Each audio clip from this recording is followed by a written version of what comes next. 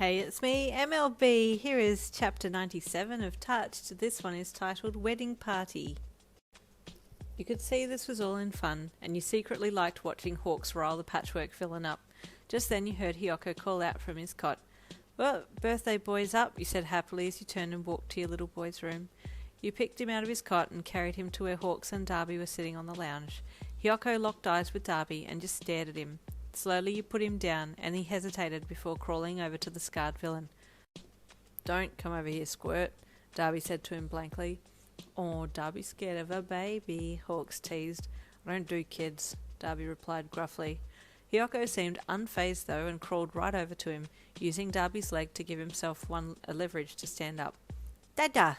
Hiyoko said brightly as he stood up and pointed to Darby from his position at Darby's kneecaps. "Not your father? What the hell?" Darby said lowly.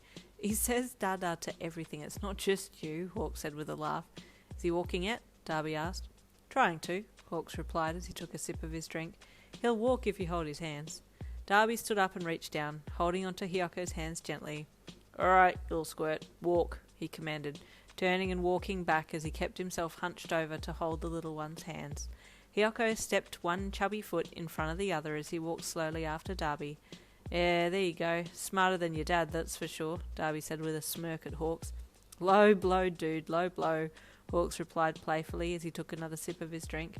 "Dada!" Hawks babbled with a little baby giggle as he continued to take exaggerated marching-type steps after Darby. "You're good with him," Darby commented. "Give up villainy and become a nanny." "Screw you," Darby grunted. "The villain nanny," Hawks continued, holding his hand up and moving it slowly from right to left as if he were painting out a Hollywood sign. "Scaring your kids into compliance." "Or, villain nanny, you might just come home to a pile of ashes," Darby sneered evilly. "Well, that went dark real quick," Hawks said with a shudder. "It's true though," Darby grunted with a smirk. "Your family, minus Dad, was here earlier," Hawks commented to Darby, who had now walked the length of the lounge room and had turned round to bring Hiyoko back. "I saw them," Darby said in a quiet voice. "It's Shoto's birthday today." "I know," Hawks said tenderly. "Do you think he'll ever tell him who you are?" "Dunno," Darby said gruffly, clenching and unclenching his jaw as he fought back the emotion. Hawks noticed and dropped the subject. All was quiet and you quickly said something to break the tension. Well, do you want to stay for dinner, Darby?" you asked randomly. "Nah, I'll go soon," Darby replied. "Thanks, though." "Whoa, now how come she gets a thank you?" Hawks said with surprise. "Everyone that's not you gets a thank you," Darby replied with a smirk at Hawks. After chatting a little longer, Darby said his goodbyes and left. "Yeah, he's still that good old Toya I grew up with," Hawks commented with a chuckle as he walked back over to you and Hiyoko. "He might just end up dropping the whole villain thing." "Doubt it, but it's always good to be positive," he said with a chuckle. Over the next few days, you and Hawks started planning your wedding together. You wanted something that was pretty specific, and he was just happy with anything.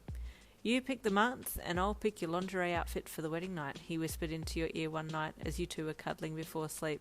"You actually want me in something?" you asked cheekily. "I thought you would have wanted me in nothing." "Good point," he replied. "I've changed my mind already." You squealed and giggled as he rolled you onto your back so that he could attack you with kisses. "Who are you having in your wedding party?" you asked him quickly, changing subjects at the speed of light. "I haven't thought that far," he admitted. "What about you?" "Well, I feel like Brian should be my maid of honour," you said. "He will be so happy with that title," Hawks said with a chuckle. "Just make sure he doesn't try and steal the spotlight." "True," you said with a laugh. "I'll ask him tomorrow." "In that case, I'll ask Uncle Anthony to be my best man," Hawks said. "Oh, they'd love that," you said with a smile in the darkness. The next day you both went to visit your uncles. You had a feeling that Brian already knew why you two were there, and he seemed extra happy to have you come visit. "Come in, baby cakes and Mr. Handsome," he greeted brightly. "I'm just giving Norm Bubba some food." You and Hawks followed him into the kitchen and saw Norman in a doggy high chair with a bib on, eating some organic something or other that Brian had found. You stifled a chuckle. "This is the most spoilt puppy ever," you thought with a giggle. "So Smoochies, what brings you here?" Brian asked as he sashayed around. "Well," you said with a big grin, "we came to ask you and Anthony a question." Brian gasped, screamed, and flicked his fingers around in gay panic. Okay, hold up, let me grab my mans," he squealed as he ran to the hallway and called for Anthony. "Boo-boo, you need to come here right now. It's life or death." Anthony came rushing in, looking around wildly. "What is it, Bri?" he asked in an urgent voice. "Is it the ladle again?" Upon seeing you, he calmed down. "Wow, that certainly got you here quick," he said with a chuckle. "Well, last time life or death was a spider on his pink and orange stir in the love ladle, and let me tell you, you do not touch that ladle," Anthony said solemnly. "He is 100% correct," Brian said with a knowing head nod. "Okay, well, now that you're both here," he said with an excited smile. "Brian," he said, addressing the bubbly blonde. Brian reached across and grasped Anthony's hand like they were about to hear the announcement of the winner of a competition. "Will you be my maid of honour?" you asked him. He burst into tears and turned to sob on Anthony's shoulder. "Oh, Bri, are you okay?" you asked sympathetically as he stepped forward to hug him. "Yin, he's been practicing his reaction to this question ever since Hawks proposed to you," Anthony deadpan. "Boo-boo, don't call me out like that," Brian wailed. You burst out laughing. "Bri, you're gorgeous," you said with a chuckle as you hugged him. "Yes, of course I'll be your maid of honour," he replied. "He's been practicing that name as well," Anthony added. Brian looked over and gave him a dirty look.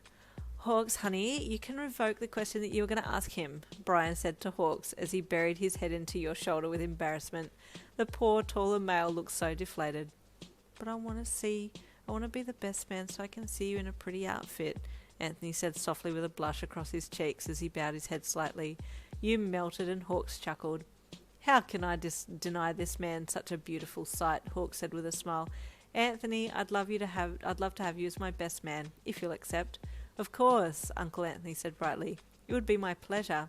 "It's settled then," you said with a happy smile. "Does that mean I get to use my quirk?" Brian gasped excitedly. "What? Brian has a quirk? Did you guys all forget that we're in the B&HA world?" Stay tuned for the next chapter, chapter 98.